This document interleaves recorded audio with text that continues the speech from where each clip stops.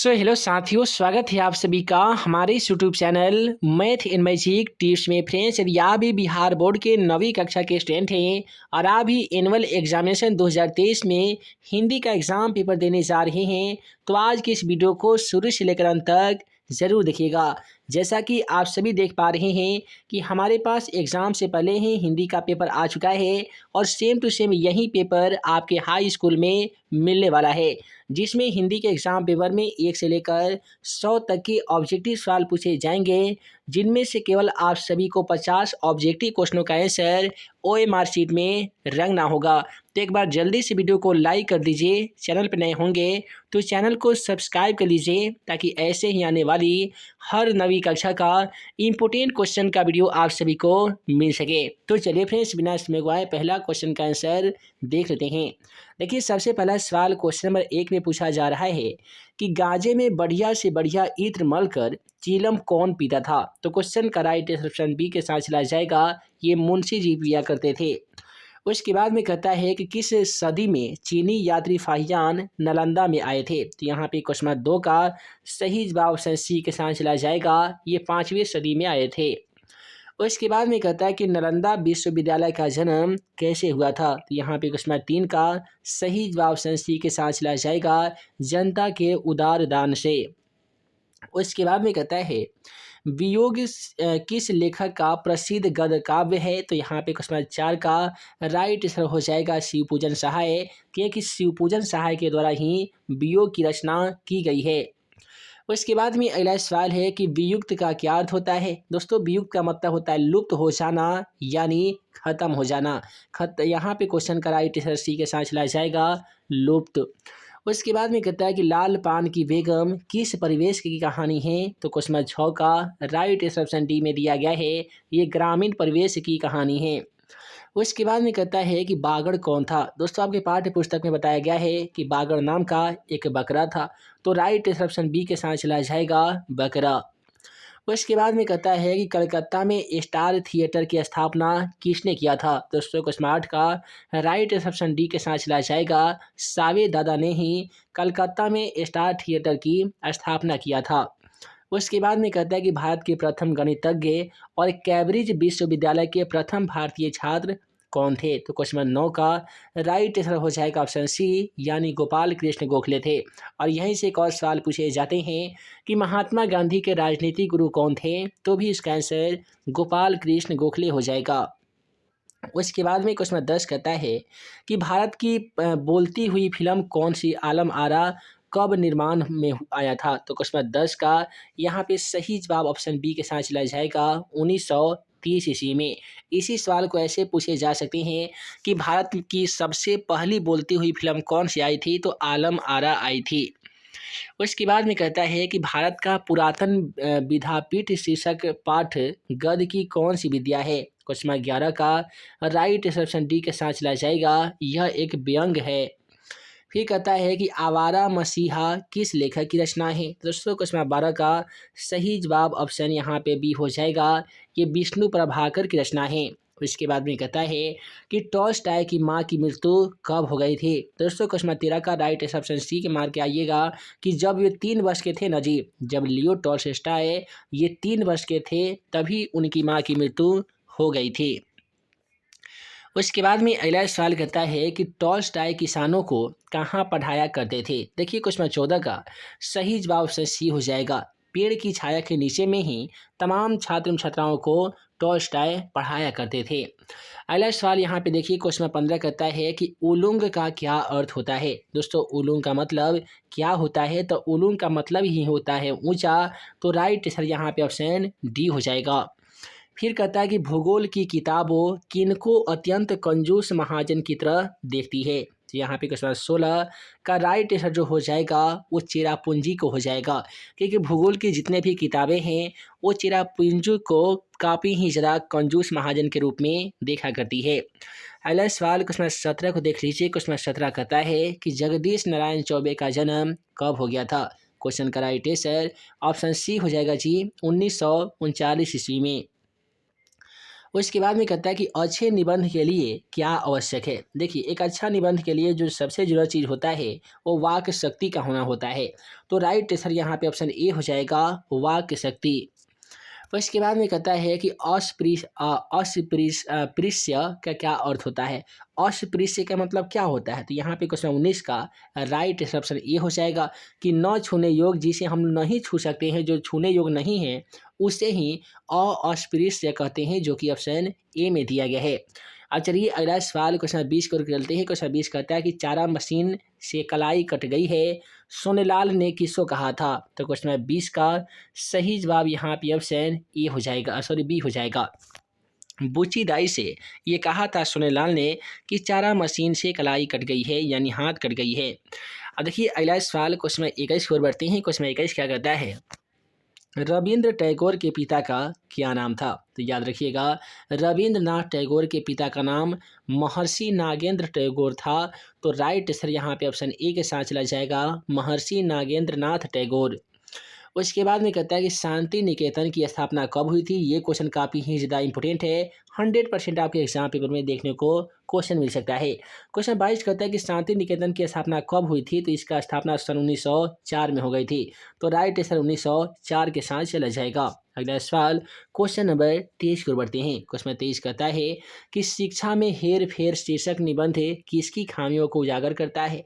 तो question number 23 का जो सही जवाब हो जाएगा, ये शिक्षा प्रणाली को हो जाएगा। शिक्षा प्रणाली की तमाम कमियों को उजागर करने वाला जो निबंध आपके पाठ्य पुस्तक में है वह है शिक्षा में हेर फेर।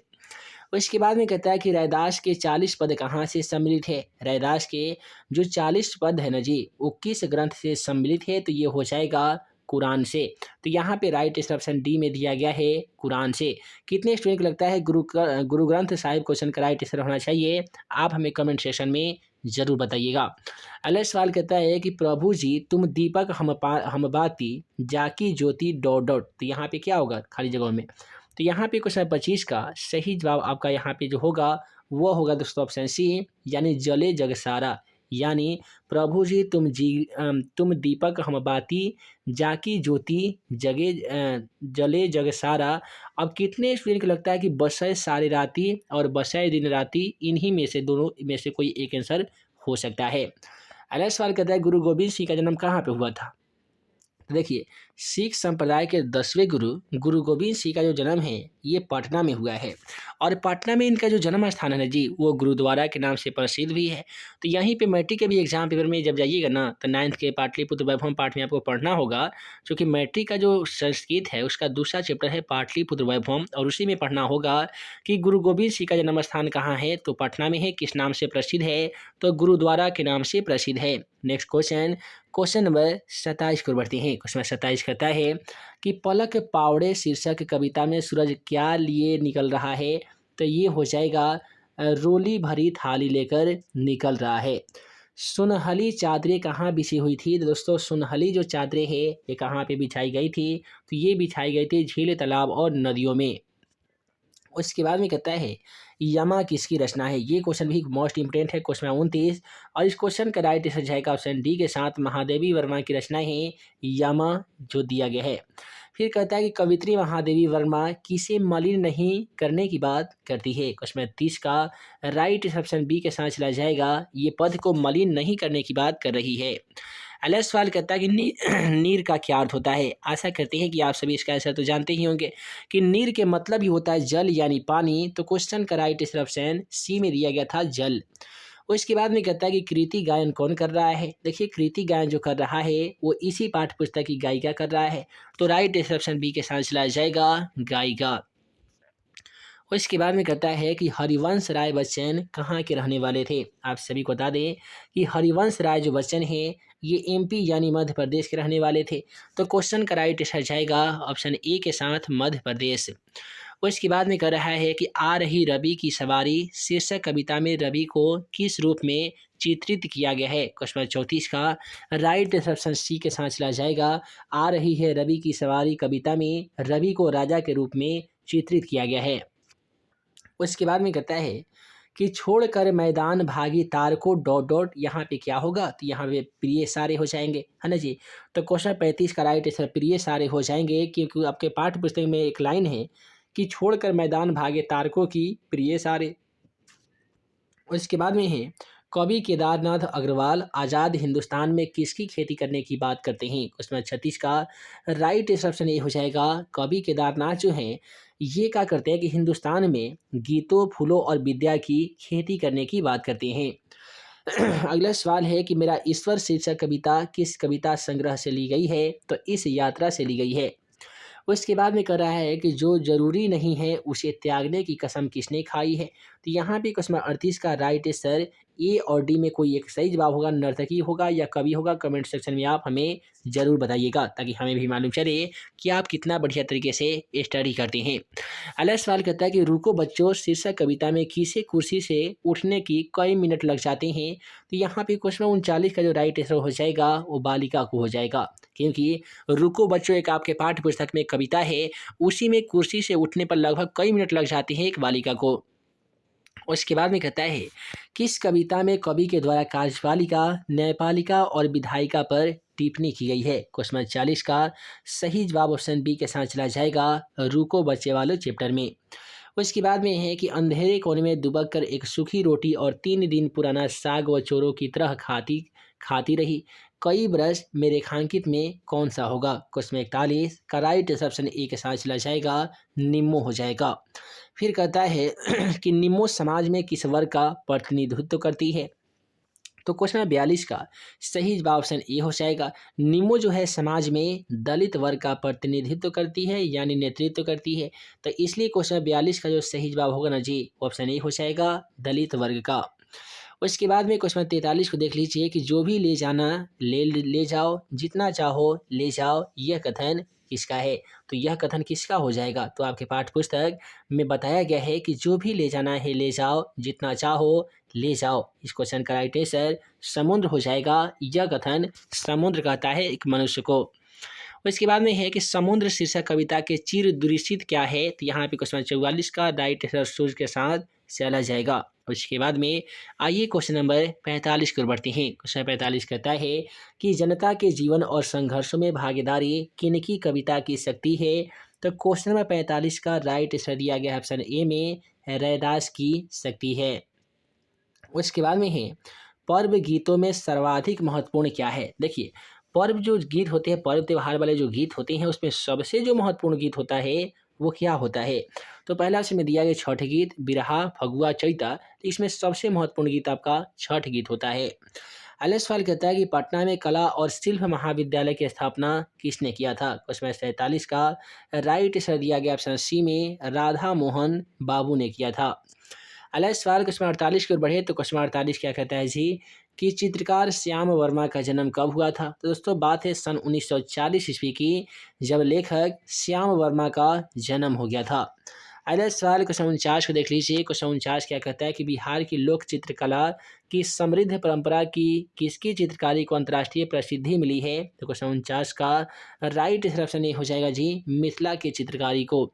उसके बाद में कहता है कि राजा जगन्नाथ प्रसाद सिंह किंकर कवि के साथ कौन से उच्च कोटि के थे। तो उच्च कोटि के क्या थे, गायक थे, अभिनेता, निर्देशक थे या चित्रकार वक्ता थे। तो क्वेश्चन 50 का राइट ऑप्शन सी के साथ चला जाएगा, यानी ये अभिनेता और निर्देशक के रूप में थे, महाराजा जगन्नाथ प्रसाद सिंह किंकर। तो इस प्रकार से आज की इस वीडियो में हम लोगों ने देखा 9वीं कक्षा की हिंदी में पूछे जाने वाले 1 से लेकर 50 तक के तमाम क्वेश्चनों का सलूशन।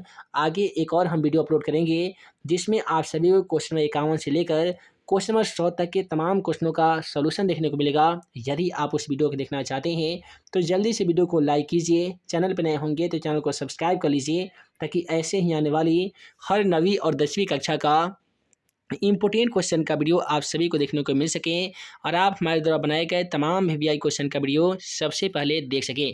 तो मिलते हैं एक नए वीडियो में नए वीवीआई क्वेश्चन के साथ। तब तक के लिए आप सभी को वीडियो देखने के लिए बहुत बहुत धन्यवाद।